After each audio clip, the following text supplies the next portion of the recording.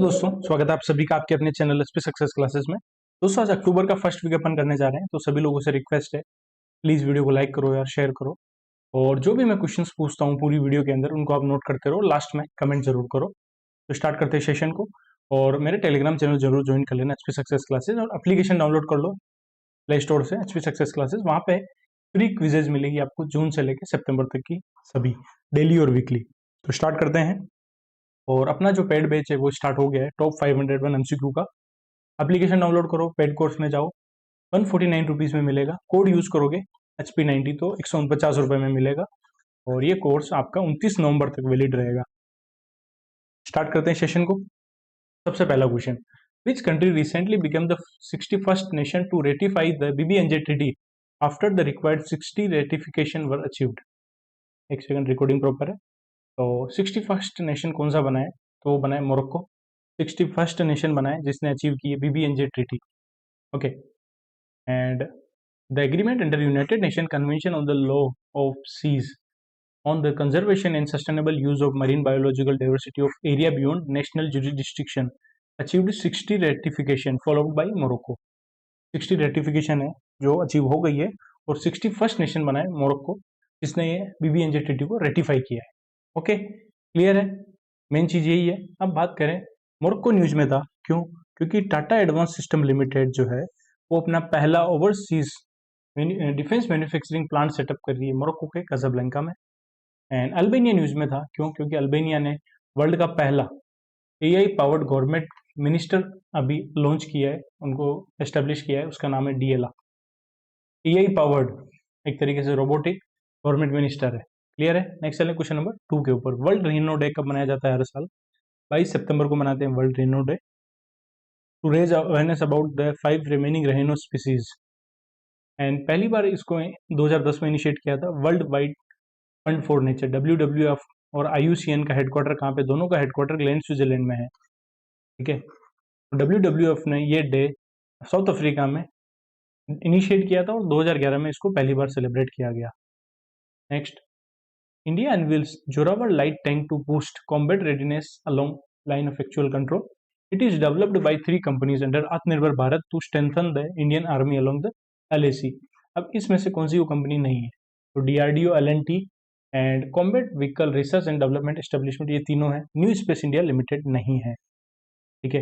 And Zorawar light tank है, उनको conceptualise and build किया गया within 24 months at L&T's armoured armoured system complex Hazira. तो जब ये अनाउंस हुआ था, तो ये 2 साल पहले अनाउंस हुआ था कि हजीरा गुजरात में जोरावर लाइट टैंक बनेंगे। ठीक है। किसने मिलकर बनाया? DRDO, L&T and combat vehicle research and development establish ने मिलकर बनाया है। अब एक क्वेश्चन आप लोगों के लिए, न्यू स्पेस इंडिया लिमिटेड के साथ किसने पार्टनरशिप करके 2 DB नेटवर्क लॉन्च किए हैं? एक तो दिल्ली NCR में एंड दूसरा है चेन्नई में। तो कौन सी ऑर्गेनाइजेशन ने इसके साथ पार्टनरशिप की है, ये आप लोग कमेंट सेक्शन में बताना। Question number 4, men's Ballon d'Or award किसने जीता है? ओस्मान डेम्बेले ने जीता है। ये 6th फ्रेंच पर्सन है जिनको मेंस बैलन डोर अवार्ड मिला है। ये कौन से फुटबॉल क्लब से खेलते हैं? तो ये PSG के प्लेयर हैं, पेरिस सेंट जर्मन के। और ये 6th फ्रेंच प्लेयर है जिनको मेंस बैलन डोर अवार्ड मिला है। ओके। एंड वुमेन का किसको मिला है? वुमेन बैलन डोर अवार्ड वो मिला है आइटाना बोनमाटी को, जो बार्सिलोना की प्लेयर है। और ये 3rd कंज्यूकेटिव ईयर मिला है इनको, 23, 24, 25 लगातार। एंड इससे पहले लगातार 3 बार किसको मिला था? लियोनेल मेसी को मिला था और मिशेल प्लेटिनी को मिला है। ओके। नेक्स्ट, कौन सी शिप बिल्डिंग कंपनी ने अभी रिसेंटली $62.44 मिलियन की डील की है with German firm for hybrid multipurpose vessel? 62.44 million dollar की डील की है GRSE ने, garden rich ship builders engineers ने 62.44 मिलियन डॉलर की डील की है कार्सन रियडर स्किफ मेकर के साथ, जो जर्मनी की कंपनी है। 60 इसके लिए की मल्टीपर्पज वेसल, MPV के लिए। Next, labour bureau under ministry of labour and employment release all India consumer price index for agriculture labour and rural labour for August 2025। तो इसका बेस ईयर क्या है? बेस ईयर 2019 है। एक सेकंड। एंड ये जो डेटा कलेक्ट करता है 787 सैंपल विलेज से डेटा कलेक्ट करता है। एंड बात करें CPI जो है एग्रीकल्चर लेबर के लिए कितना? जुलाई में था 135.32 एंड अगस्त में 136.34 हो गया है। Okay, base year 2019। Next, 2025 edition of Chief Science Advisor Round Table was recently held in which country? तो ये हुई है साउथ अफ्रीका के अंदर। और बात करें रिसेंटली G20 समिट की, तो 2025 का currently G20 summit south Africa में हो रहा है। नेक्स्ट G20 समिट कहाँ होगा? ये 25 का है, 26 का होगा यूएसए में, एंड 2024 का किसने किया था? ब्राजील ने किया था। और ये ट्राई होगा इसका, ठीक है। Next, CSIR National Institute of Science Communication and Policy Research virtually participated in the Science Summit 2025 during which United Nations General Assembly in New York। तो अभी यूनाइटेड नेशन जनरल असेंबली का 80th सेशन हुआ है, वहीं पे India की जो CSIR की लैब है, national institute of science communication and policy research, उसने वर्चुअली पार्टिसिपेट किया है। कमेंट सेक्शन में बताना यूनाइटेड नेशन जनरल असेंबली की जो 80th जनरल असेंबली है उसकी प्रेसिडेंट कौन है। ये मैंने आप लोगों को जून में पढ़ाया था, ओके। एंड इसमें सस्टेनेबल डेवलपमेंट गोल 5 के बारे में बात की है। सस्टेनेबल डेवलपमेंट गोल 5 से किससे रिलेटेड है? Gender equality. पूछ लेते हैं एग्जामिनर कि सस्टेनेबल डेवलपमेंट गोल 5 किससे रिलेटेड है, तो याद रखना है आपको कुछ गोल। एंड 8 है decent work and economic growth को लेके, 10 है रिड्यूस इनइक्वलिटी, 17 है partnership for the goal. Next question number 9, Agnikul Cosmos private limited an Indian aerospace startup launch the country's first large format 3D printing facility for rocket system at which IIT Madras का जो research park है वहां पे Agnikul Cosmos ने अभी क्या किया है, ये जो रॉकेट है उनकी 3D प्रिंटिंग स्टार्ट करेगी, ओके। नेक्स्ट, और NIRF रैंकिंग में IIT मद्रास ने टॉप किया है। And sustainable development goal category में भी नंबर 1 पे IIT मद्रास है, नंबर 2 पे IEA आ रहा है, Indian agriculture research institute new Delhi, and third पे है जामिया मिलिया इस्लामिया। क्वेश्चन नंबर 10, 2027 का SCO समिट कौन सी कंट्री होस्ट करेगी? वो करेगी पाकिस्तान, ठीक है। तो 25th जो SCO समिट है करंटली 2025 में चाइना ने होस्ट किया है। नेक्स्ट होगा 26, तो ईयर के साथ ही चल रहा है SCO समिट, तो वो करेगी बिश्केक किर्गिस्तान कंट्री में होगा, और 2027 वाला पाकिस्तान होस्ट करेगा, क्लियर है। एंड बात करें SCO के मेंबर कंट्री की, ये पूछा जा सकता है, India, China, Russia, Pakistan, Iran, Kazakhstan, Tajikistan, Uzbekistan, Kyrgyzstan and Belarus. Turkmenistan नहीं है, एक चीज ये देख सकते हो, जो भी तान वाली कंट्री है उसमें तुर्कमेनिस्तान नहीं है। एंड बेलारूस 10th कंट्री बनी है। अभी नेक्स्ट पढ़ेंगे अपन आगे अक्टूबर के 4th वीक में कि अभी 11th कंट्री भी बन गई है SCO की, ओके। एंड SCO का हेडक्वार्टर बीजिंग चाइना में है। अब बात करें SCO की एक ऑर्गेनाइजेशन है रीजनल एंटी टेररिस्ट स्ट्रक्चर, इसकी 2025-26 की चेयरमैनशिप किसके पास है? वो भी पाकिस्तान के पास है। कमेंट सेक्शन में रेड्स का हेडक्वार्टर कहाँ पे ये बताना। नेक्स्ट क्वेश्चन नंबर 11 पे चलते हैं। इसको भी लिविंग ब्रिज अवार्ड मिला है for India UK free trade agreement के लिए, लिविंग ब्रिज अवार्ड मिला है कियर स्टारमर को, ओके। यूके के प्राइम मिनिस्टर कियर स्टारमर को लिविंग ब्रिज अवार्ड मिला है। Next question number 12, expert committee of the union ministry of environment has given its recommendation to grant environmental clearance to 2220 megawatts Oju hydro electric project in Arunachal Pradesh. तो ये Subansiri river के ऊपर है, 2220 megawatt 2220 megawatt का hydro electric project, जिसको environmental clearance दे दी है अभी। Excel अपन 2025 का IG नोबेल प्राइज किसको मिला है फॉर इंजीनियरिंग डिजाइन? तो वो मिला है option number 1 Vikas Kumar and सार्थक मित्तल को IG नोबेल प्राइज मिला है इंजीनियरिंग डिजाइन का, और इस अवार्ड को 1991 में स्टार्ट किया था। National centre for communication security has designated home as a telecom security testing laboratory for testing IP routers and under the communication security certification scheme. तो अमस कंप्लायंस इंटरनेशनल प्राइवेट लिमिटेड को national centre for communication security ने designate किया है telecom security testing laboratory के रूप में designate किया है। ये क्या करेगी? IP राउटर्स का टेस्टिंग करेगी। नेक्स्ट, कौन सी ऑर्गेनाइजेशन ने लॉन्च किया सेकंड एडिशन ऑफ द मैत्री 2.0 एट न्यू दिल्ली? ये किया ICAR ने, Indian council of agriculture research ने ये किया है। एंड ICMR ने लॉन्च किया था शाइन इनिशिएटिव। कमेंट सेक्शन में शाइन इनिशिएटिव की फुल फॉर्म बताना, ये मैंने आप लोगों को पढ़ाया था, ठीक है। And second edition of Brazil India cross incubation programme agri technology की फील्ड में लॉन्च किया है। उसी दौरान मैत्री 2.0 लॉन्च किया है ICAR ने। Next, core program combined operational review and evaluation program is being organized by which organization in New Delhi? जो core program है इसको organize करवाया है headquarter integrated defense staff ने न्यू दिल्ली के अंदर। रिसेंटली कौन सी कंट्री ने रिसेंटली के वीजा सिस्टम लॉन्च किया अभी चाइना ने, is primarily aimed at which of the following category of individual? तो जो स्टेम फील्ड के हैं, स्टेम के ग्रेजुएट एंड प्रोफेशनल है, science technology engineering and mathematics field के जो भी प्रोफेशनल एंड यूथ है उनको अपने फॉरेन पर्सन को चाइना में अट्रैक्ट करने के लिए के वीज़ा लॉन्च किया है 1 अक्टूबर 2025 से। ओके, और next, which ministry organized a virtual workshop on the theme technology for efficient water management as the part of Sujalam Bharat summit? तो कौन सी मिनिस्ट्री ने ऑर्गेनाइज की है technology for efficient water management के ऊपर एक वर्कशॉप?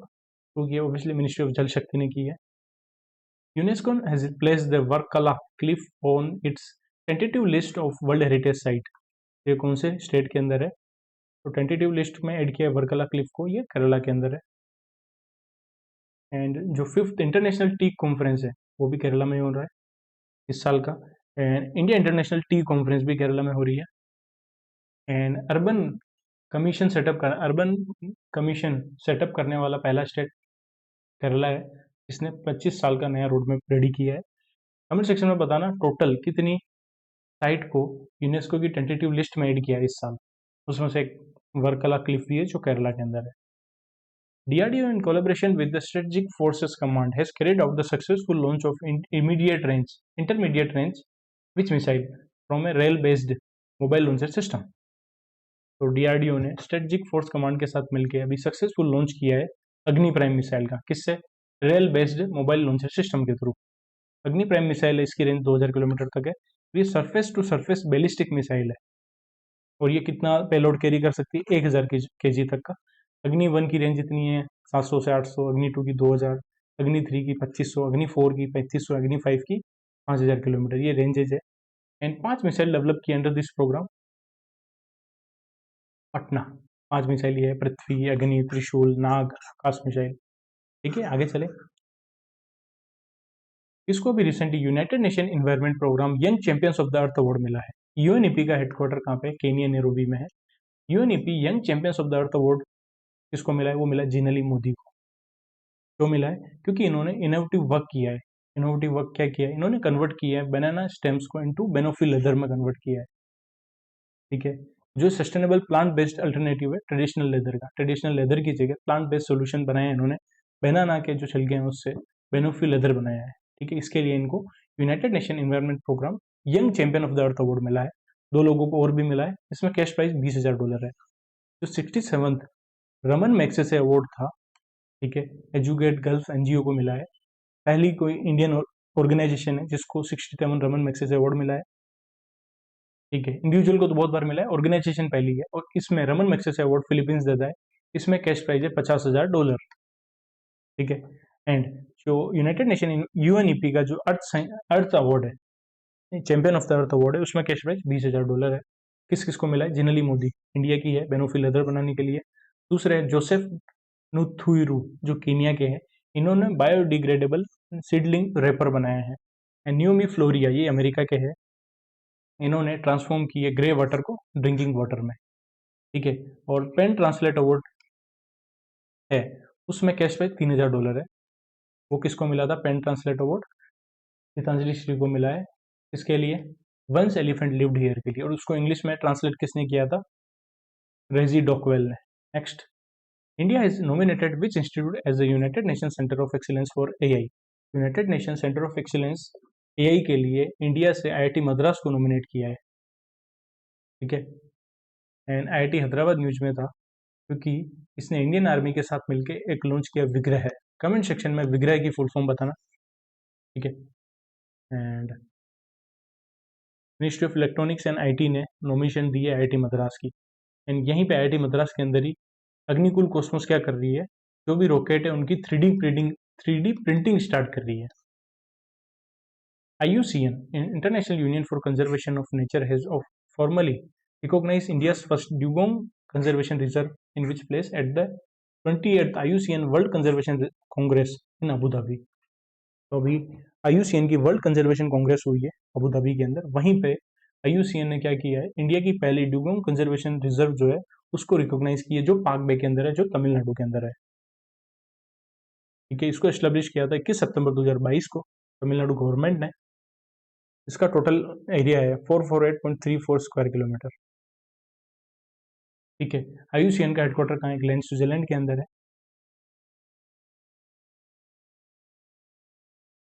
एंड IUCN के अंदर ही एक ऑर्गेनाइजेशन आती है, protected areas, world commission on protected areas, world commission on protected areas. इसने क्या किया है, कैंटोन आर मिलर अवार्ड दिया है इस बार। कैंटोन आर मिलर अवार्ड किसको दिया है, सोनाली घोष को दिया है। सोनाली घोष, ये डायरेक्टर है काजीरंगा नेशनल पार्क की। ठीक है, world commission on protected area जो IUCN के अंडर आता है। नेक्स्ट चलें। NVIDIA is committed to invest how much amount in OpenAI, aiming to deploy 10 gigawatt of AI infrastructure by 2026। NVIDIA $100 billion invest कर रही है OpenAI के अंदर। क्यों कर रही है, to deploy 10 gigawatt of AI infrastructure बनानी है, 10 गीगावाट का 2026 के तक। ठीक है, एंड OpenAI जो है अपना ऑफिस इंडिया में कहाँ खोल रही है, न्यू दिल्ली के अंदर। एंड OpenAI ने 5 लाख नए ChatGPT का लाइसेंस कौन सी IIT को दिए थे और कितने अमाउंट की ग्रांट दी थी, ये कमेंट सेक्शन में बताना। नेक्स्ट क्वेश्चन नंबर 25 पे चलते हैं। कौन सी फेमस पर्सनैलिटी है जिन्होंने टॉप किया है crawl celebrity brand valuation report को, तो वो किया किंग कोहली, विराट कोहली ने। नंबर 1 पे हैं ब्रांड वैल्यूएशन रिपोर्ट में $231.1 बिलियन। नंबर 2 पे शाहरुख खान, सॉरी नंबर 2 पे रणवीर सिंह एंड नंबर 3 पे शाहरुख खान है। शाहरुख खान को जोमेटो का ब्रांड एम्बेसडर बनाया है। माधुरी दीक्षित को ओडिशा हैंडलूम का ब्रांड एम्बेसडर बनाया। मोहम्मद सिराज को स्केचर्स का ब्रांड एम्बेसडर बनाया। India recorded it's first ever international futsal victory by defeating which team.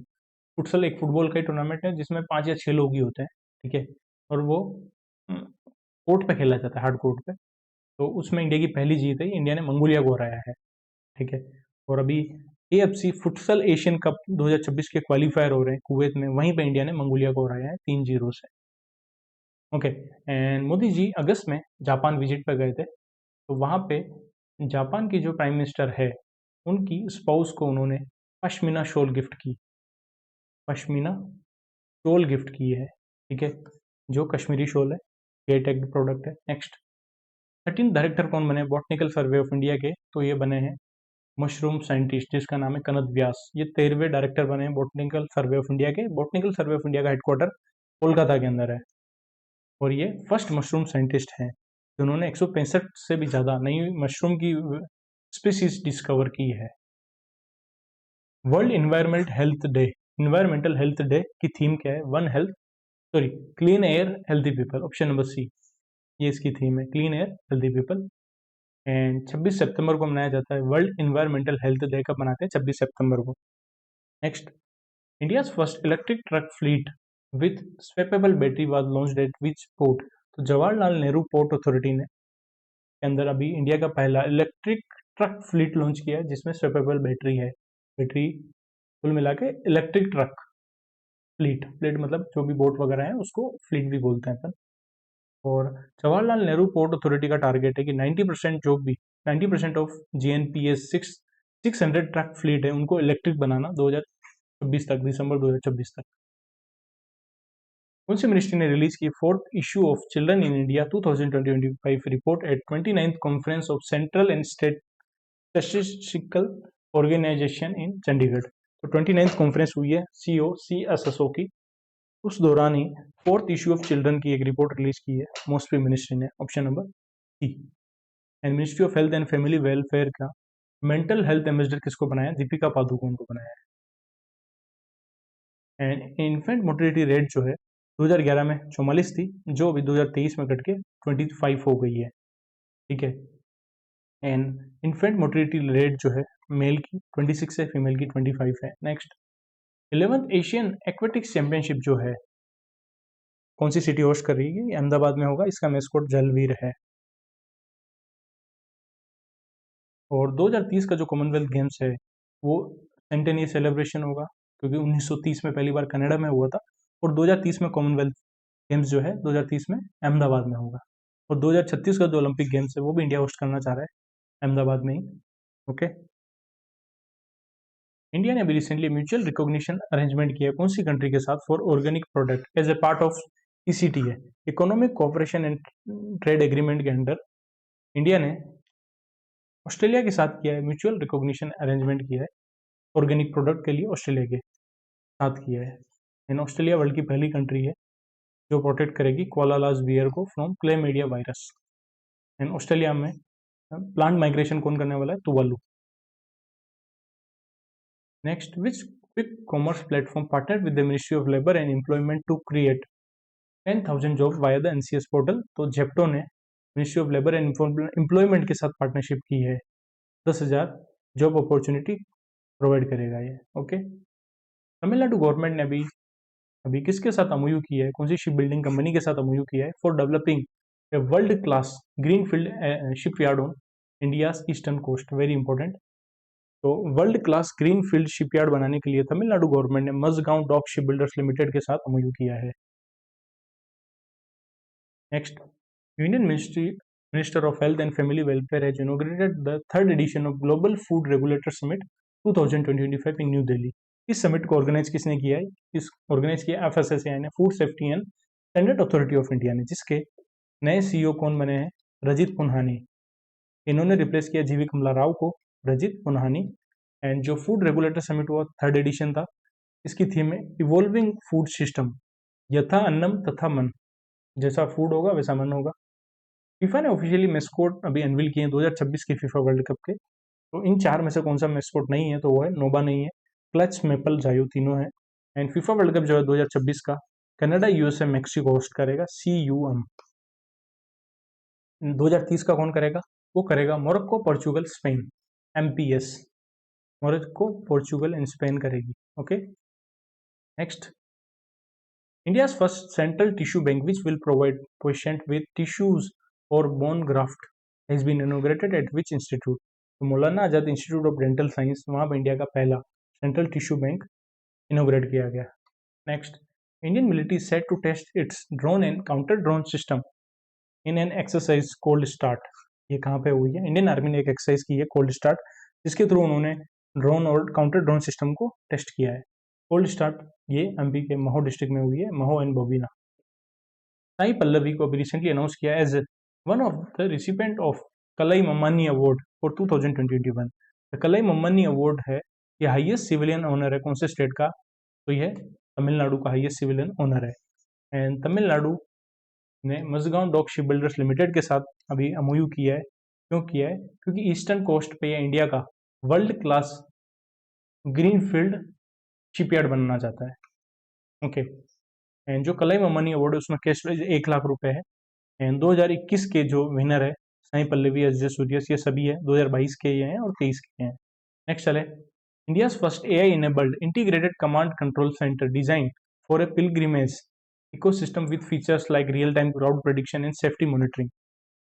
ये कौन सी लोकेशन पे इनोग्रेट किया है, तो इंडिया का पहला AI enabled integrated command control centre है, जिसको स्पेशली जो पिलग्रिमेज एरिया उनके लिए सेटअप किया है, ताकि वो क्राउड का प्रेडिक्शन करे एंड सेफ्टी को मॉनिटर करे। तो ये तिरुमाला मंदिर जो है आंध्र प्रदेश में, वहां पर इनोग्रेट किया है। Question number 41, which place in India has been included in the UNESCO's world biosphere reserve network. तो कोल्ड डेजर्ट जो है हिमाचल प्रदेश का लाहौल स्पीति डिस्ट्रिक्ट के अंदर है, उसको वर्ल्ड बायोस्फीयर रिजर्व में ऐड किया है। और ये इंडिया की अब टोटल कितने बायोस्फीयर हैं यूनेस्को की वर्ल्ड बायोस्फीयर रिजर्व नेटवर्क में, टोटल 13। और इंडिया के अंदर जो लोकल इंडिया की बात करें, टोटल बायोस्फीयर इंडिया में 18 है। एंड अगर बायोस्फीयर रिजर्व की फाइनेंशियल असिस्टेंस का पैटर्न देखें, अगर नॉर्थ ईस्टर्न स्टेट है या 3 हिली स्टेट है जो भी हिमालयन स्टेट है, उनके लिए फंडिंग होती है 90:10, मतलब central government 90%, 10% state government. And other state के लिए 60-40 का फंडिंग पैटर्न रहता है। And world Congress of biosphere reserve अभी होंगजो चाइना में हुआ है, वहीं पे चाइना अनाउंस हुआ है 29 नई साइट अनाउंस हुई है, जिसको वर्ल्ड बायोस्फीयर रिजर्व नेटवर्क में ऐड किया है। कोल्ड डेजर्ट जो है वो नेशनल बायोस्फीयर रिजर्व 2009 में डिक्लेयर हुआ, और it includes protected areas such as Pin valley national park and Kibber wildlife sanctuary. तो पिन वैली नेशनल पार्क ये भी स्टैटिक का क्वेश्चन हो गया, तो यहीं से करंट से स्टैटिक बनता है। ये कहाँ पे है? Pin valley national park Himachal Pradesh के अंदर है। कीबल वाइल्ड लाइफ सेंचुरी ये भी हिमाचल प्रदेश में है। थोड़ा सा ब्रेक लेंगे अब अपन।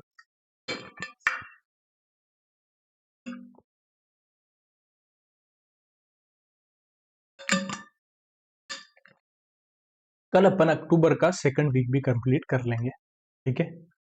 और पेड बेस में नेक्स्ट क्लास संडे को मिलेगी आप लोगों को।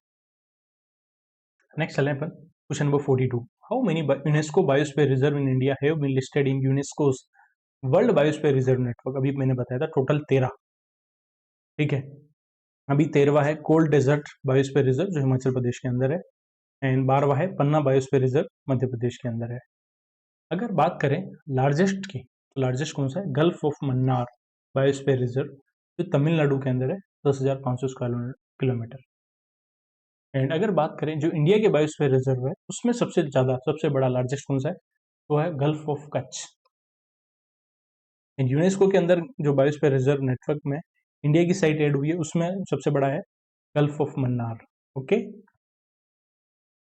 अभी 2 नई रामसर साइट ऐड हुई है, गोकुल जलाशय एंड उदयपुर झील। ये कौन से स्टेट में है? ये बिहार के अंदर है। बिहार में टोटल 5 रामसर साइट हो गई है, 92nd एंड 93rd है। 92nd जो गोकुल जलाशय, 93rd है उदयपुर झील, ओके। अब वर्ल्ड में टोटल 2544 रामसर साइट हो गई हैं, ठीक है। एंड इंडिया वर्ल्ड में 3rd नंबर पे आ गया है। इंडिया पहले कहाँ था और अब 3rd नंबर पे आ गया, 93rd पे। टोटल 93 रामसर साइट है। यूके में सबसे ज्यादा 176 एंड मेक्सिको में 144 है। बिहार में 5 है। गोकुल जलाशय का एरिया 448 हेक्टेयर, उदयपुर झील का 319 हेक्टेयर, एंड काबर झील एंड काबर ताल ये बहुत पहले हुई थी, ये बिहार की पहली रामसर साइट है। एंड नागी नकटी ये 2024 में ऐड हुई है, ठीक है। तो गोकुल जलाशय बक्सर के अंदर है, एंड उदयपुर झील जो है वेस्ट चंपारण डिस्ट्रिक्ट में है, ठीक है। एंड रामसर कन्वेंशन जो है 1971 में स्टार्ट हुआ था और यूनेस्को के अंडर 1975 से आया है। वर्ल्ड वेटलैंड डे कब मनाते हैं कमेंट सेक्शन में बताना। और इंडिया का टोटल कितना एरिया है जो रामसर जो वेटलैंड में ऐड है? तो वो है 13.6 lakh hectare. Total wetland 93 wetland है इंडिया में। सेकंड इंडिया 3rd नंबर पे है, सेकंड नंबर पे मैक्सिको, फर्स्ट पे यूके है। एशिया में इंडिया नंबर 1 पे है। इन इंडिया की पहली वेटलैंड की बात करें तो वो राजस्थान की Keoladeo national park and Orissa का चिलिका लेक है जो 1981 में ऐड की गई। अब क्वेश्चन आ जाए कि इंडिया में कौन से स्टेट में सबसे ज्यादा रामसर साइट है? तो वो है तमिलनाडु में 20 रामसर साइट है। एंड इंडिया की लार्जेस्ट रामसर साइट कौन सी है? सुंदरबन जो वेस्ट बंगाल में है। एंड मान लो पूछ ले आपसे सेकंड लार्जेस्ट रामसर साइट कौन सी है, और ये पूछी गई है किसी बैंक एग्जाम में पूछी रिसेंट के 1 या 2 साल में, तो सेकंड लार्जेस्ट रामसर साइट है वेम्बनाड लेक। वेम्बनाड लेक जो केरला में है, और ये मुझे जहां तक याद है एसबीआई क्लर्क के एग्जाम में ही पूछी थी। एंड सबसे स्मॉलेस्ट रामसर साइट कौन सी है? रेणुका हिमाचल प्रदेश में, जिसका एरिया 20 हेक्टेयर है। एंड जो सुंदरबन है उसको 2019 में डिक्लेयर किया था, एंड रेणुका को 2005 में डिक्लेयर किया था। ईयर भी याद रखेंगे पहली पहली का, सॉरी लार्जेस्ट और स्मॉल का। इंडिया को इलेक्ट किया to the steering committee of the GlobE network, global operational network of anti corruption law enforcement authorities as it at its plenary in Beijing. तो ग्लोब नेटवर्क की भी meeting हुई है Beijing में, वहीं पे इंडिया को स्टीयरिंग कमेटी के रूप में हेड किया है। ग्लोब नेटवर्क में कितने मेंबर होते हैं? 15। एक 13 मेंबर है, एक चेयरमैन और एक वाइस चेयरमैन होता है। इंडिया को रिप्रेजेंट करेगी सीबीआई, एमएचए, ईडी, ठीक है। नेक्स्ट 69 जनरल कॉन्फ्रेंस हुई है अभी इंटरनेशनल एटॉमिक एनर्जी एजेंसी की, कहाँ हुई है? वियना के अंदर, ठीक है।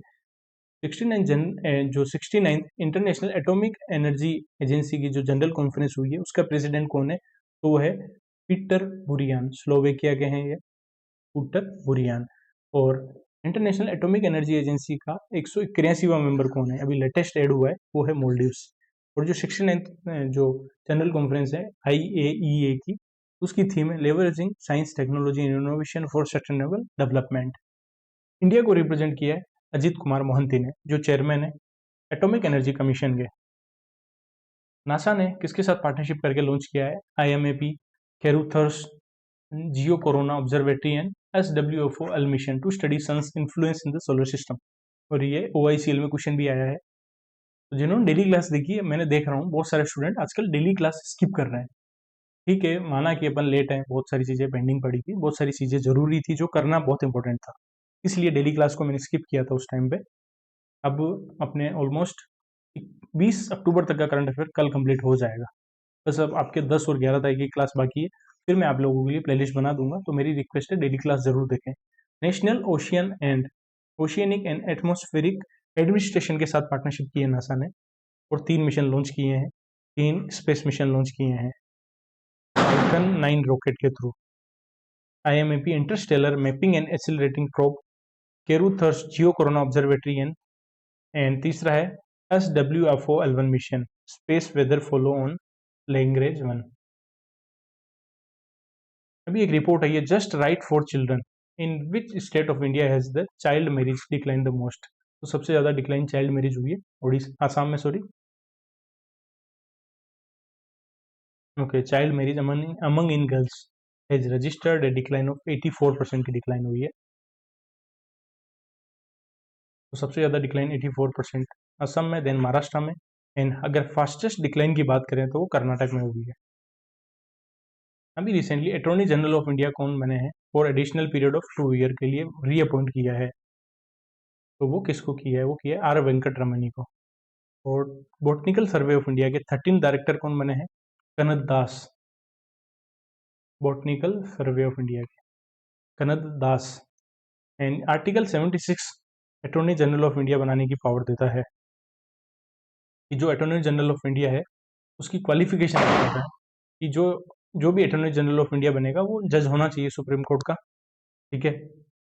एंड आर्टिकल 88 बताता है कि जो अटॉर्नी जनरल होगा उसके पास राइट है to speak and participate in the proceedings of either house, but can't vote नहीं कर पाएंगे। ओके। एक दो इंपॉर्टेंट चीजें मैं आप लोगों को बताता हूँ। एक तो है GST काउंसिल है, वो कौन सा संविधान का कौन सा एक्ट है जो बताता है कि GST काउंसिल सेटअप होनी चाहिए? तो article 279A। And finance commission जो है वो सेटअप किया जाता है आर्टिकल 280 के द्वारा। दोनों बहुत इंपॉर्टेंट है। Next, Bidar district has emerge as the winner of the centre's jal jal sorry जल संचय जन भागीदारी जो इनिशिएटिव है, उसके विनर कौन है? बिदर डिस्ट्रिक्ट। ठीक है, उसको वोट दिया टॉप परफॉर्मिंग डिस्ट्रिक्ट का अंडर द कैंपेन जल शक्ति अभियान, कैच द रेन कैंपेन जो है मिनिस्ट्री ऑफ जल शक्ति का, उसमें जल संचय भागीदारी जन भागीदारी अवार्ड किसको मिला है? कर्नाटक के बिदर डिस्ट्रिक्ट को मिला है। 2024 में मिनिस्ट्री ऑफ जल शक्ति ने ये इनिशिएटिव स्टार्ट किया था। Very important question, APTA portal is an initiative by central council for research in Ayurvedic science to document the life and contribution of prominent Ayurveda practitioners and luminaries who have preserved, practiced and promoted Ayurveda। APTA में A क्या है? देखो simple language में समझो, central council for research in Ayurvedic science जो है CCRIS, उसने एक पोर्टल लॉन्च किया है उन्होंने, APTA पोर्टल। ये पोर्टल क्या करेगा? जो भी बड़े बड़े लोग है, जो भी महान लोग है जिन्होंने आयुर्वेदा को प्रिजर्व किया है, प्रैक्टिस की है एंड आयुर्वेदा को प्रमोट किया है, और उनका आयुर्वेदा में बहुत इंपॉर्टेंट कंट्रीब्यूशन है, उनकी लाइफ को डॉक्यूमेंट करने के लिए CCRIS ने एक पोर्टल लॉन्च किया है, APTA। APTA की फुल फॉर्म बताऊंगा। APTA में A क्या है? फर्स्ट है तो A है एडमिरेबल, फुल फॉर्म है admirable personalities to transform Ayurveda portal. Next question, कौन सी कंट्री है, वर्ल्ड की पहली कंट्री है जिसने न्यूक्लियर पावर सिस्टम लॉन्च किया with closed fuel cycle which will reuse spent fuel several times and drastically reduce the need for uranium supply. तो closed fuel cycle के साथ न्यूक्लियर पावर सिस्टम लॉन्च किया Russia ने। Russia के पास सबसे ज्यादा nuclear Wars है, देन सेकंड नंबर पर US है। CM of Bihar has inaugurated doctor APJ Abdul Kalam science city eight which place? तो APJ Abdul Kalam science city Patna में बनी है। ठीक है, इनोग्रेट की है। SODAR system sound detection and ranging system facility इनोग्रेट की है IMD न्यू दिल्ली के अंदर। तो सोडार सिस्टम को डिजाइन एंड डेवलप किसने किया है? तो वो किया है ऑप्शन नंबर B, CSIR की लैब है, advance material and process research institute जो भोपाल के अंदर है, उसने इसको डिजाइन एंड डेवलप किया है। और कहाँ इनोग्रेट किया? IMD दिल्ली के अंदर। इंडिया का पहला डेडिकेटेड स्पेस एस्ट्रोनॉमी ऑब्जर्वेटरी है, जिसका नाम क्या है? जिसको 10 साल हो गए हैं, जिसको 28 सितंबर 2015 को लॉन्च किया था, उसका नाम है एस्ट्रोसेट, जिसको PSLV C-30 रॉकेट से लॉन्च किया था। PSLV C30, PSLV XLV बोलेंगे, ओके, जिसको 10 ईयर कंप्लीट हो गए हैं। और इसके पेलोड कौन कौन से थे? Ultraviolet imaging telescope, large area X-ray, proportional counter, लेक्स, PC, CZTI, ठीक है, that are not important. Next चले, what is the outlay amount for the procurement of electric vehicle charging station under PM E-Drive scheme? तो PM E-Drive scheme जो है उसके total outlay है 10,900 करोड़। उसके अलग अलग कंपोनेंट है, ठीक है। पेड क्लास में जो गवर्नमेंट स्कीम पढ़ूंगा उसमें PM E-Drive के सारे कंपोनेंट अच्छे से पढ़ूंगा, ठीक है। तो PM E-Drive स्कीम जो है उसका एक कंपोनेंट है इलेक्ट्रिक व्हीकल चार्जिंग स्टेशन। इसके लिए प्रोक्यूरमेंट के लिए कितना आउटले है? वो है 2,000 crore. Electric vehicle charging station के लिए कितना outlay? 2,000 crore. Total outlay 10,900 crore, ठीक है। एंड PM E-Drive स्कीम जो कंप्लीट स्कीम है 31 मार्च 2028 तक एक्सटेंड कर दी है। And electric 2 wheeler and 3 wheeler और ई रिक्शा स्कीम है, जो भी electric 2 wheeler 3 wheeler e rickshaw खरीदेंगे उनको जो इंसेंटिव मिलेगा वो कब तक वैलिड रहेगा? उसके लिए जो स्कीम है 31 मार्च 2026 तक वैलिड रहेगी, ओके। एंड इसकी नोडल एजेंसी बेल है। एंड जो भी PM E-Drive स्कीम के अंडर इनिशिएटिव के लिए क्वालिफाई है उनका व्हीकल जो है must be registered as motor vehicle under the central motor vehicle rules and equipped with the advance battery technology होनी चाहिए। Next, India's first of its kind maritime simulation centre अभी कहाँ इनोग्रेट किया गया है? वो किया है चेन्नई के अंदर। इसके लिए कौन सी यूनिवर्सिटी ने पार्टनरशिप की है? AP मोलर मेर्स के साथ to establish this state of art facility. तो इंडिया की पहली मेरीटाइम सिमुलेशन सेंटर इनोग्रेट किया है चेन्नई के अंदर academy of maritime education and training के साथ मिलकर। AMET जो चेन्नई के अंदर है, इसने AP मोलर मेस के साथ पार्टनरशिप करके ये फैसिलिटी इनोग्रेट की है।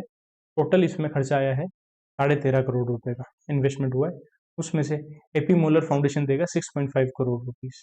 और ये इंडिया की पहली मेरीटाइम सिमुलेशन सेंटर चेन्नई में इनोग्रेट किया है। And 5th coast guard global summit जो है 2027 में इंडिया ने बिड कर दी है कि इंडिया चेन्नई में इसको होस्ट करना चाहता है। Indian Air Force has signed an MOU with which Institute for Collaborative Development project aimed at supporting the sustenance and operational requirement of the Indian Air Force। तो इंडियन एयरफोर्स का भी 93rd foundation day था 8 अक्टूबर को, जिसका celebration Hindaun airbase UP में हुआ। And Indian air force ने IIT Ropar के साथ पार्टनरशिप की, जो भी इंडियन एयरफोर्स के डेवलपमेंट प्रोजेक्ट हैं उनके लिए। वर्ल्ड सी फूड कांग्रेस 2026 जो है पहली बार इंडिया में होगा, चेन्नई के अंदर, ठीक है।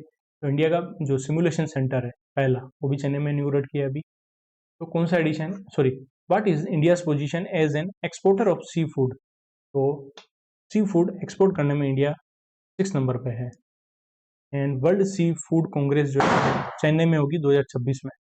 एंड 2023 में जो वर्ल्ड सी फूड कांग्रेस हुई है वो पोर्चुगल में हुई है। और इसको होस्ट कौन करेगा? Ministry of fisheries animal husbandry ये होस्ट करेगी चेन्नई के अंदर नेक्स्ट ईयर, ओके। एंड इसका टेक्निकल पार्टनर कौन है? ICAR जो न्यू दिल्ली है वो इसका टेक्निकल पार्टनर है। India defeated which team in the final to win the Asia cup title? तो इंडिया ने पाकिस्तान को हराया है और इंडिया ने 9 टाइम जीता है, ठीक है। और कमेंट सेक्शन में बताना एशिया कप का कौन सा एडिशन था जो दुबई में हुआ है, ठीक है। इंडिया ने जीत लिया है और BCCI ने 21 करोड़ रुपए की विनिंग प्राइज दी है BCCI ने इंडियन टीम को। कैप्टन कौन थे? Surya Kumar Yadav, Sky. And man of the match जो थे वो Tilak Varma. Player of the series Abhishek Sharma. India ने 9 बार टाइटल जीता है, श्रीलंका ने 6 बार, पाकिस्तान ने 2 बार। फीफा ने रिसेंटली अनवील किए हैं 3 ऑफिशियल मैस्कोट। तो which mascot represent the USA in the 2026 FIFA World Cup? तो 3 कंट्री मिलकर होस्ट कर रही है, कनाडा, USA, मैक्सिको, हम, ओके। उसमें से USA को रिप्रेजेंट कर रहा है ऑप्शन नंबर C, क्लच। थोड़ा आपको नॉइज आ रहा होगा क्योंकि कुछ लोग अभी भी दिवाली मना रहे हैं, ओके। तो 3 मैस्कोट है, क्लच, मैपल एंड जायू। और अमेरिका को रिप्रेजेंट करेगा क्लच। क्लच क्या है? क्लच है बाल्ड ईगल, ये भी याद रखना है। USA को रिप्रेजेंट करेगा जायू क्या है? एक जैगवार है जो मैक्सिको को रिप्रेजेंट करेगा। एंड तीसरा है मैपल। मैपल किसको रिप्रेजेंट करेगा? ये मूव्स है, एक्ट एज ए गोलकीपर, और ये कनाडा को रिप्रेजेंट करेगा, ओके। एंड 2030 का जो फीफा वर्ल्ड कप है वो कौन करेगा? Morocco, Portugal and Spain host करेगा 2030 में, MPS। और ये 23rd एडिशन होगा। अभी जो 2026 में फीफा वर्ल्ड कप होगा वो 23वां एडिशन होगा। UGC recently mandated that all foreign students who wish to study in India are mandated to register on which portal? तो स्टडी इन इंडिया पोर्टल पे जो भी फॉरेन स्टूडेंट है जो इंडिया में पढ़ रहे हैं उनको रजिस्ट्रेशन करना होगा स्टडी इन इंडिया पोर्टल पे। Okay, next, Indian Navy conducted the Jal Prahar 2020-25 joint exercise with the Indian Army to enhance operation along the eastern seaboard। जो इसका हार्बर फेज है वो कहाँ हुआ है? जल प्रहार एक्सरसाइज इंडियन आर्मी और इंडियन नेवी ने की है। इसका हार्बर फेज हुआ है विशाखापट्टनम में। एंड विशाखापट्टनम में ही गूगल ने 5 साल के लिए $15 बिलियन की इन्वेस्टमेंट की है। क्यों? क्योंकि यहाँ पे एशिया का लार्जेस्ट AI डेटा सेंटर बनाना चाहता है, AI data centre. Okay, which ministry has launched the Swachh Shahar Jodi initiative, a structured mentorship collaborative action programme जो इन्वॉल्व करेगा 72 mentor city and 200 mentee city. Mentor and mentee city क्या है ये भी पूछा जा सकता है। ठीक है, तो स्वच्छ शहर जोड़ी इनिशिएटिव लॉन्च किया ministry of housing and urban affair ने। ठीक है, इसमें क्या है कि जो टॉप परफॉर्मिंग सिटी है स्वच्छ सर्वेक्षण के अंदर वो मेंटोर सिटी है, और जो लो परफॉर्मिंग सिटी है मेंटी सिटी है, इन दोनों का पेयर किया जाएगा, जोड़ा बनाया जाएगा ताकि दोनों अच्छे से काम करे। तो ये किया ministry of housing and urban affair ने। ठीक है, both Menti and Menti city may utilize the capacity building funds allocated to each state as a part of Swachh Bharat Mission Urban 2.0। Agri stack scheme implement की है ministry of agriculture and farmer welfare ने, जिसमें agri stack का scheme जो है उसका outlay 6000 crore, 4000 crore farmer registry के लिए, 2000 करोड़ डिजिटल क्रॉप सर्वे के लिए। ओके, एंड यूपी ने भी सभी डिस्ट्रिक्ट मजिस्ट्रेट को, DM को वार्न किया to complete farmer registration under agri stack scheme. कौन सी ऑर्गेनाइजेशन को अभी business line change maker of the year award मिला है? तो मिला है DRDO को। Next, Rajiv Gandhi institute of veterinary education and research ने लॉन्च किया कौन सा application for rabies surveillance and reporting on world rabies day? तो rabies tracker river app, rabies tracker river app launch किया। इसको डेवलप किया अटल इनक्यूबेशन सेंटर जो पुडुचेरी के अंदर है, उन्होंने मिलकर इसको डेवलप किया है। इन इंडिया का टारगेट है रेबीज को एलिमिनेट करने का बाय 2030। इकोनॉमिक फ्रीडम इंडेक्स आया अभी 2025 का, उसमें इंडिया की रैंक कितनी है? उसमें इंडिया की रैंक 128 है। इंडिया का स्कोर कितना है? इंडिया का स्कोर है इसमें 53। और बात करें अगर टॉप कंट्री की, तो देखो अगर स्कोर 80 to 70, 80 to 100 के बीच में तो वो कंट्री इकोनॉमिकली फ्री है। 70 to 79.9 है तो मोस्टली फ्री। 60 to 69.9 है तो मॉडरेटली फ्री। 50 to 59.9 है तो मोस्टली अनफ्री। एंड 0 to 49.9 है तो रिप्रेस्ड। ओके, इंडिया का स्कोर 53 है। इंडिया की रैंक 128 है। टॉप किया है सिंगापुर ने, नंबर 2 पे स्विट्जरलैंड, नंबर 3 पे आयरलैंड। ये फ्री कंट्री है। ताइवान नंबर 4 पे है, पर ये मोस्टली फ्री में आ गई क्योंकि स्कोर अलग है। एंड 5 पे Luxembourg. India first integrative oncology research and care centre भी कहाँ इनोग्रेट किया है? मिनिस्ट्री ऑफ आयुष ने। तो ये किया है all India institute of Ayurveda Goa के अंदर, जिसके डायरेक्टर कौन है? Pradeep Kumar Prajapati. All India institute of Ayurveda के डायरेक्टर प्रदीप कुमार प्रजापति है। तो इंडिया का पहला integrative oncology research and care centre all India institute of Ayurveda पे जो है AIIA गोवा के अंदर, वहां इनोग्रेट किया on 10th national Ayurveda day. Comment section में बताना नेशनल आयुर्वेदा डे की थीम और ये कब मनाया जाता है। और ये सेंटर एस्टेब्लिश किया है in collaboration with advance centre for treatment research and education in cancer of Tata memorial centre to improve recovery, reduce chemotherapy and radiation. यार अभी तक दिवाली मनाई जा रही है, लोगों को किसी से कोई मतलब नहीं, कोई डिस्टर्ब हो कोई मतलब नहीं। कोई नहीं, अपन कंटिन्यू करते हैं।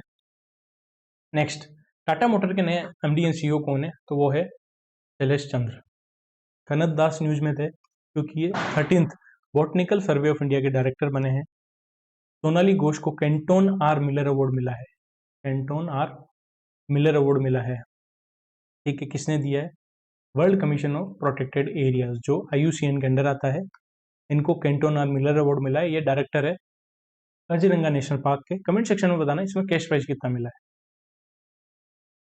एंड पीबी बालाजी है, ये जैगवार लैंड रोवर के सीईओ बनने वाले हैं, ठीक है। एंड गिरीश वाघ जो है ये हेड करेंगे टाटा मोटर कमर्शियल व्हीकल को as MD CEO. And Dhiman Gupta जो है ये टाटा मोटर के सीएफओ बनेंगे। Third edition of Unmesha international literature festival कौन सी सिटी में होगा, तो ये पटना में होगा। और मिनिस्ट्री ऑफ कल्चर इसको ऑर्गेनाइज करेगी साहित्य अकेडमी के साथ मिलकर, ठीक है। कौन ऑर्गेनाइज करेगी, साहित्य अकेडमी, मिनिस्ट्री ऑफ कल्चर मिलकर। अनमेशा इंटरनेशनल लिटरेचर फेस्टिवल भी पटना के अंदर होगा। कौन से इंडियन एक्टर को अभी रिसेंटली नॉमिनेट किया है, फर्स्ट इंटरनेशनल एमी नॉमिनेशन है इंडिया की for the best actor for the role in Amar Singh Chamkila, तो वो दलजीत दोसांझ को अभी रिसेंटली नॉमिनेट किया है। इंटरनेशनल एमी के अंदर एमी अवार्ड है उनमें नॉमिनेशन की है बेस्ट एक्टर के लिए। एंड ये जो अमर सिंह चमकीला इसको डायरेक्ट की थी इम्तियाज अली ने, okay, very important. As per the MoSPI's environmental accounting on forest 2020-25 what is India's current forest cover as a percentage of its geographical area. तो इंडिया का जो फॉरेस्ट कवर है जियोग्राफिकल एरिया का 21.76% है। मॉस्पी मिनिस्ट्री की report है ये environmental accounting on forest के according.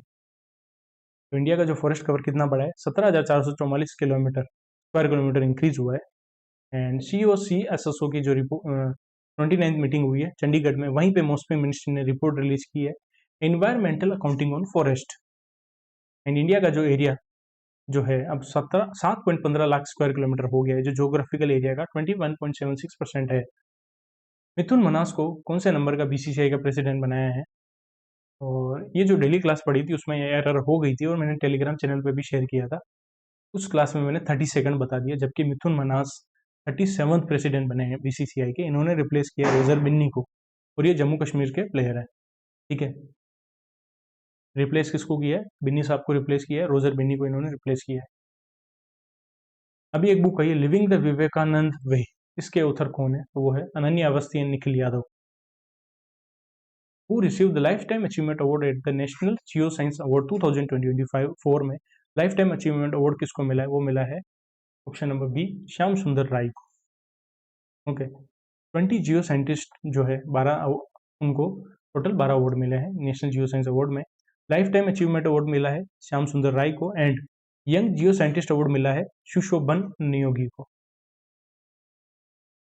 Next 15th world archery para championship जो है साउथ कोरिया में हुई है, उसमें इंडिया की मेडल टैली में इंडिया सेकंड नंबर पे है। इंडिया ने 2 गोल्ड 2 सिल्वर 1 ब्रॉन्ज जीता है। और शीतल देवी जो है बहुत ही न्यूज में रहती है, आर्चरी की प्लेयर है, हाथ नहीं है इनके, आर्मलेस है ये, ठीक है। फिर भी ये हर बार गोल्ड मेडल जीतते हैं, काफ़ी इंस्पायरिंग है ये। एंड तो 2 गोल्ड किसने जीते हैं, तोमन कुमार और शीतल देवी ने 2 गोल्ड जीते हैं। राकेश कुमार एंड शीतल सरिता की टीम ने 2 सिल्वर जीते हैं, 1 ब्रॉन्ज जीता है Sheetal and Toman mix team, okay. Question number 77, ICC ने कौन सी ऑर्गेनाइजेशन के साथ पार्टनरशिप करके लॉन्च किया है promise to children digital campaign during the 13th ICC women's world cup India Sri Lanka में जो हो रहा है। तो आईसीसी ने यूनिसेफ के साथ पार्टनरशिप करके प्रॉमिस टू चिल्ड्रन लॉन्च किया है। एंड आईसीसी ने विल टू विन कैंपेन भी लॉन्च किया था इसी वर्ल्ड कप के दौरान। यूनिसेफ के ब्रांड एम्बेसडर कौन है, क्योंकि ये अभी पिक्चर्स इनकी आई थी, एक तो आयुष्मान खुराना, उन्होंने भी इंडियन वुमेन्स क्रिकेट टीम के साथ फोटो ली है, ठीक है। यूनिसेफ का ये ब्रांड एम्बेसडर है। एंड करीना कपूर भी इसकी ब्रांड एम्बेसडर है, तो याद रखना, क्या पता पूछ ले। पुराना है बट अभी न्यूज में आया तो वापस पूछ सकते हैं आपसे definitely. Next, which company got the tender from the Indian Army for 5 to 6 regiment of indigenously developed Anant Shastra surface to air missile system that was developed by DRDO। तो अनंत शास्त्र जो है ये सरफेस टू एयर मिसाइल है जिसको develop किया है DRDO ने। इसका टेंडर अभी इंडियन आर्मी ने 5 से 6 रेजिमेंट बनाने का जो टेंडर दिया है वो किसको दिया है, वो दिया है भारत इलेक्ट्रॉनिक्स लिमिटेड को। जो अनंत शास्त्र है ये surface to air quick response quick reaction surface to air missile है, ठीक है। एंड प्रोजेक्ट की जो वर्थ है 30,000 करोड़ है, ओके। तो इसका कॉन्ट्रैक्ट किसको मिला है, भारत इलेक्ट्रॉनिक्स लिमिटेड को। एंड डीआरडीओ को भी business line change maker award मिला है। अब चले बैंकिंग अवेयरनेस के कुछ 40 क्वेश्चन है। पहला क्वेश्चन पे चलते हैं। फूड डिलीवरी जो ब्रांड है स्विगी, इन्होंने अपना कितना परसेंट जो स्टेक है रेपिडो के अंदर जो था वो बेच दिया है 2399 करोड़ में। किसको बेचा है? Prosus and West Bridge Capital को। तो 12% जो स्टेक था वो बेच दिया है। नीदरलैंड की कंपनी है प्रोसेस, उसको 1968 करोड़ में बेचा है, एंड वेस्ट ब्रिज कैपिटल जो है यूएसए की है, उसको 431 करोड़ में बेचा है। ओके, एंड रेपिडो के ऊपर सीसीपीए ने 10 लाख रुपए की पेनल्टी लगाई थी। एंड रेपिडो ने एक फूड डिलीवरी ब्रांड लॉन्च की थी जिसका नाम है ओनली। पिरामल एंटरप्राइज लिमिटेड का भी मर्जर हुआ है पिरामल फाइनेंस के साथ after NCLT approval. Who became the chairman of Piramal finance limited? तो वो है आनंद पिरामल, अभी चेयरमैन बने हैं। नेक्स्ट, मिनिमम कैपिटल रिक्वायरमेंट कितनी होती है for a platform to operate as an NBFC P2P lending entity in India? तो 2 crore. Next, NABARD has release the findings of 7th bi-monthly rural economic condition and sentiment survey. According to this report, what percentage of rural household expect income improvement in the next quarter? तो 51.6% के improvement के chances है नाबार्ड की इस report के according. इसको RBI ने भी रिसेंटली रिकॉग्नाइज किया है by RBI as a self regulatory organisation for fintech sector. तो फेस को अभी रिसेंटली डिक्लेयर किया है। फिनटेक सेक्टर के अंदर अगर एसआरओ है तो उसके लिए मिनिमम नेटवर्थ 2 करोड़ चाहिए। एंड जनरल फाइनेंशियल मार्केट के अंदर अगर एसआरओ है तो उसके लिए मिनिमम नेटवर्थ 10 करोड़ चाहिए। SRO with in the account aggregator ecosystem है तो उसके लिए minimum net worth 2 crore. And SRO जो है ये नॉन फॉर प्रॉफिट कंपनी होनी चाहिए with A minimum net worth of 10 crore rupees. And diversified share holding होनी चाहिए, मतलब किसी एक पर्सन के पास 10% से ज़्यादा शेयर होल्डिंग नहीं होनी चाहिए। अभी रिसेंटली कौन सी डिजिटल सर्विस अभी रोल आउट की है? NPCI international payment limited and Qatar national bank ने इंडियन ट्रेवलर के लिए कतर में। तो यूपीआई, तो यूपीआई जो है कतर के उल्लू मॉल में लॉन्च किया गया। ठीक है, एनपीसीआई की जो फॉरेन आर्म है, जो सब्सिडरी एनआईपीएल, उसने मिलकर लॉन्च किया। इसके लिए इन्होंने एक पेमेंट गेटवे है जापान का नेट स्टार, उसके साथ पार्टनरशिप की है। What is the revised minimum net worth requirement for custodian set by the SEBI? तो कस्टोडियन के लिए मिनिमम नेटवर्थ 75 करोड़ चाहिए। ठीक है, आरबीआई का जो ई कुबेर पोर्टल है उसके लिए मिनिमम नेटवर्थ 75 करोड़ कर दी है। पहले ये जो लिमिट थी 50 करोड़ थी, ये बढ़ा के 75 करोड़ कर दी है। एंड सेबी ने ही जो इंट्राडे ऑप्शन ट्रेडिंग के लिए नेट इंट्राडे की जो लिमिट है वो कितनी की है? 5000 करोड़ कर दी है। ठीक है, और ग्रोस लिमिट कितनी है? 10,000 करोड़ की। What is the category of the trader that RBI permitted in September to participate in the rupee non-deliverable derivative contract in the offshore non-derivative forward market? तो जो स्टैंड लोन प्राइमरी डीलर है उनको RBI ने permit किया है to participate in the rupee non deliverable derivative contract के अंदर। थोड़ा ब्रेक लेना पड़ेगा।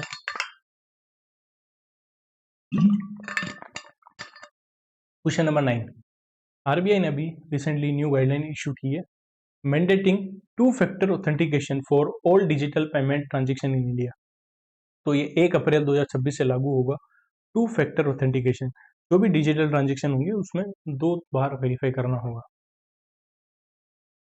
कौन सी एजेंसी ने अभी रिसेंटली एमओयू किया? डिपार्टमेंट ऑफ टेलीकम्युनिकेशन के साथ to strengthen information sharing for tackling cyber crime and financial fraud in India. तो फाइनेंशियल इंटेलिजेंस यूनिट इंडिया के साथ डिपार्टमेंट ऑफ टेलीकम्युनिकेशन ने एमओयू किया है। नेक्स्ट, आरबीआई ने भी रिलीज किया है, ये सेम ही क्वेश्चन है कि जो डिजिटल पेमेंट है उनके लिए 2-factor ऑथेंटिकेशन लॉन्च होगा कब से? 1 अप्रैल 2026 से। सेम क्वेश्चन है।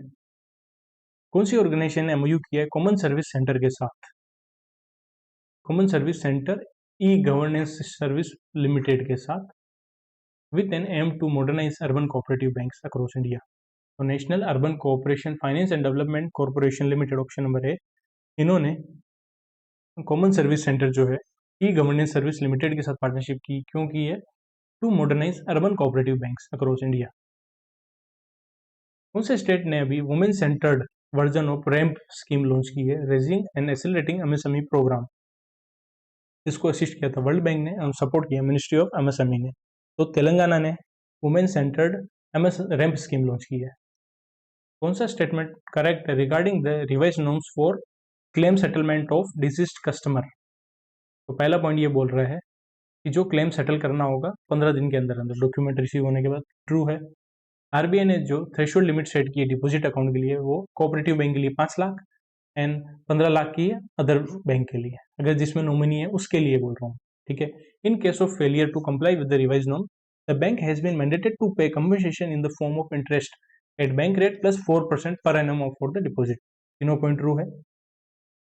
एंड बैंक ऑफ बड़ौदा ने अभी रिसेंटली एमओयू किया है कौन सी कंपनी के साथ, to provide financial support to MSME and commercial and industrial customer for the adoption of solar energy. तो सोलर एनर्जी अडॉप्शन के लिए एमएसएमई को फाइनेंशियल सपोर्ट देने के लिए, इंडस्ट्री को फाइनेंशियल सपोर्ट देने के लिए Tata power energy renewable energy के साथ बैंक ऑफ बड़ौदा ने पार्टनरशिप की है।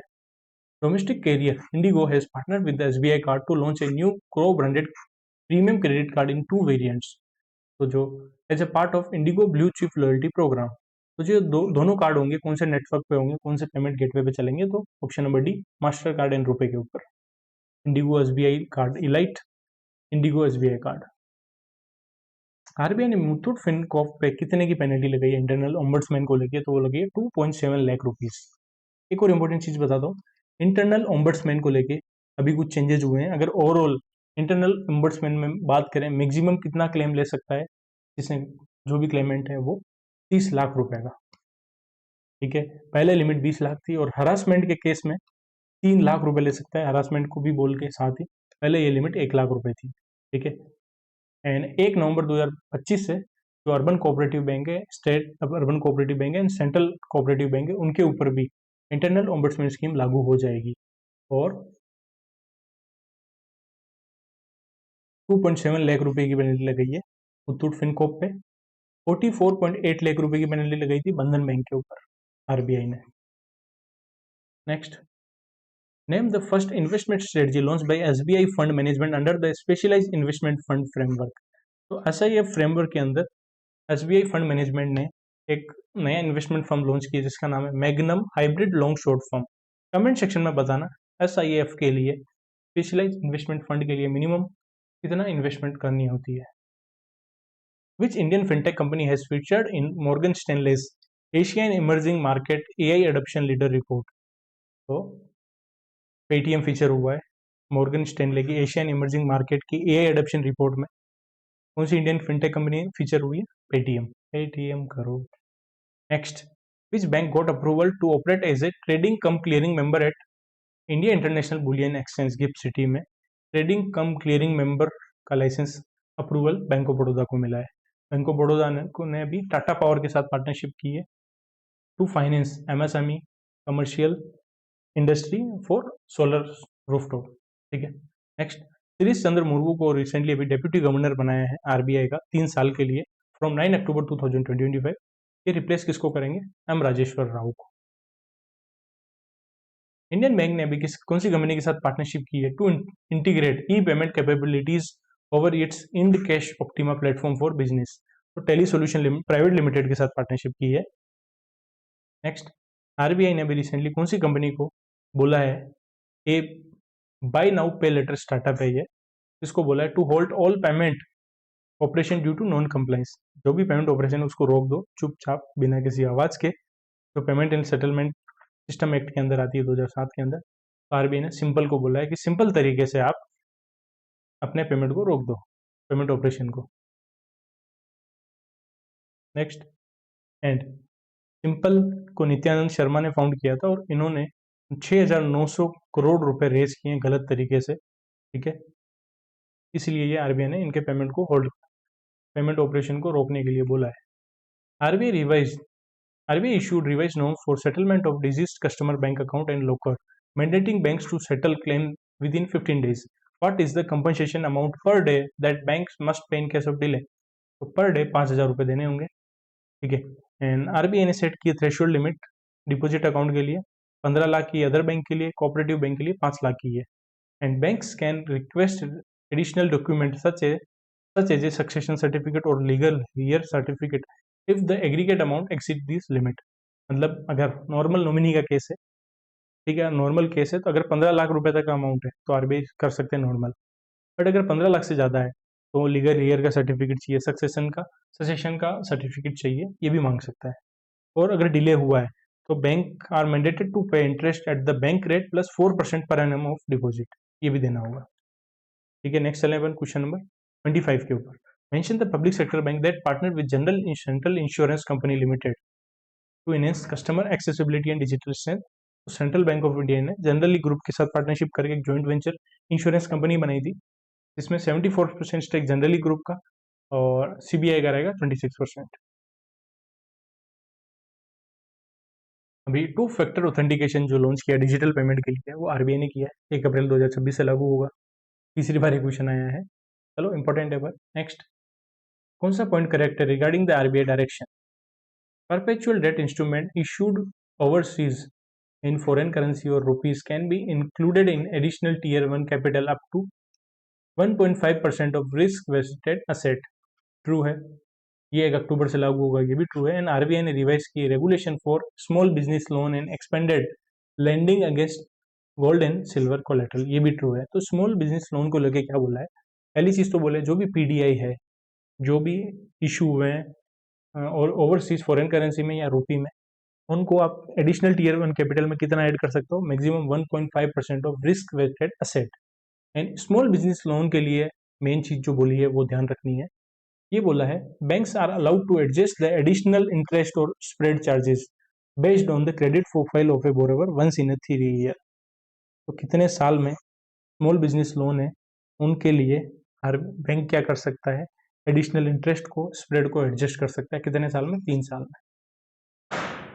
Which public sector bank sign a co-lending agreement with India Infoline Finance Limited IIFL के साथ?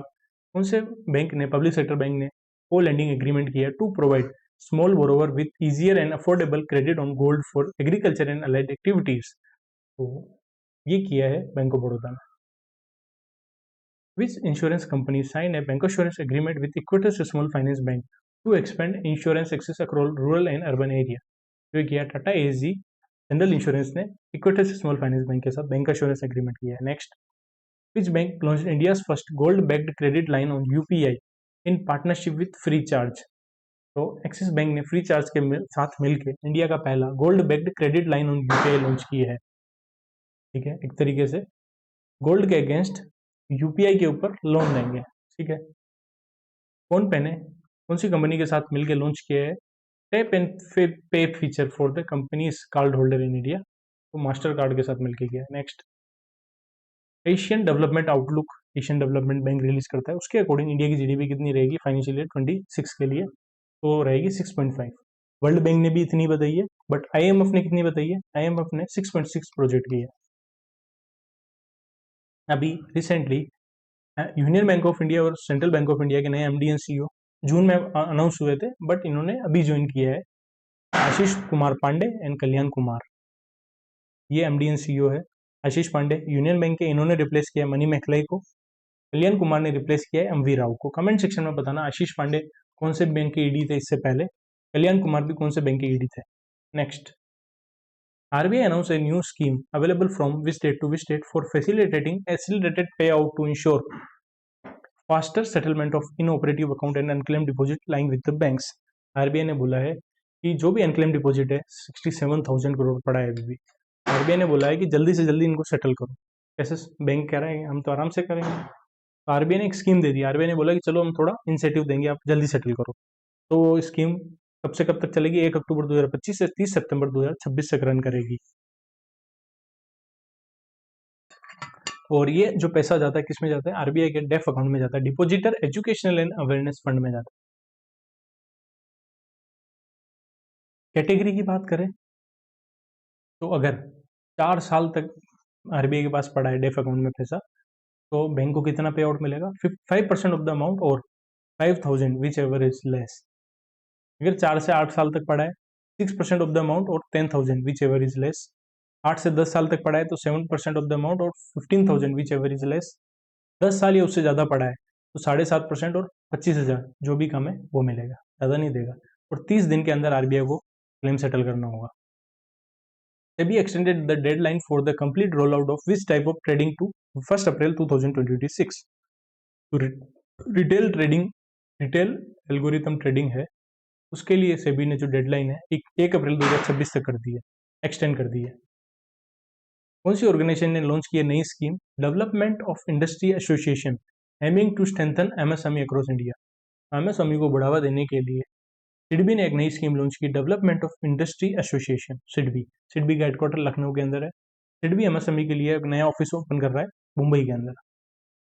आरबीआई ने अभी रिसेंटली 31.8 लाख रुपए की पेनल्टी लगाई है कौन से बैंक के ऊपर, for the non compliance of private sector lending. Small finance bank के लिए पीएसएल का टारगेट कितना है, 60% कर दिया, पहले 75% था।